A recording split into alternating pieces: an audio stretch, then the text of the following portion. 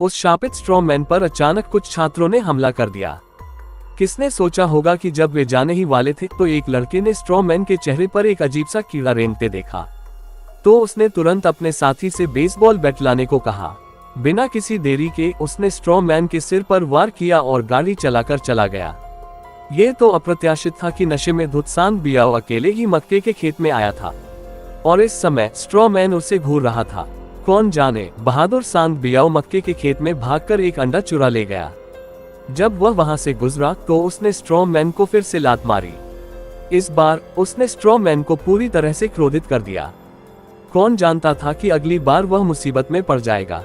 मक्के के खेत में कुछ चक्कर लगाने के बाद सांग बियाओ ये देखकर घबरा गया कि वह फिर से स्ट्रॉमैन की ओर मुड़ गया है। इस समय वह पूरी तरह से आक्रामक था। जैसे ही वह जाने ही वाला था उसने देखा कि पेड़ के तने से बंधा पुआल का आदमी गायब हो गया है और मक्के के खेत में अचानक एक आवाज सुनाई दी। इस पल उसका दिल गले तक पहुंच गया, लेकिन वह सिर ऊंचा करके ही आगे बढ़ सका।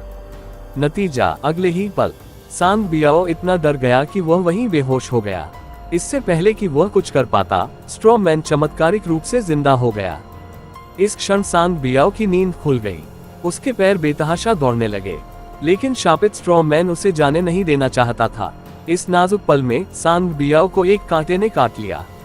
आज रात उसकी मौत होने वाली थी। उसने तुरंत जमीन पर पड़ा कांटा उठा लिया और फिर अगले ही पल कौन जाने कब स्ट्रॉमैन कांटा ले गया। यह एक सीधा जवाबी हमला था। बस इतना ही कि सांग बियाओ को खून नहीं निकला, बल्कि उसके शरीर पर कुछ भूसा हो गया।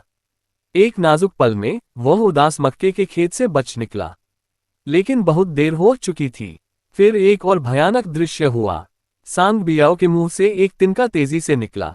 उसका चेहरा तेजी से बदल गया। उसके बाएं हाथ की त्वचा पल भर में तिनके से छिद गई। वह पूरी तरह अंधा हो गया। पलक झपकते ही अगली सुबह हो गई। जब दोनों सहपाठी मक्के के खेत में खेल रहे थे तो उन्होंने पाया कि सांग बियाओ एक स्ट्रॉमैन बन गया है।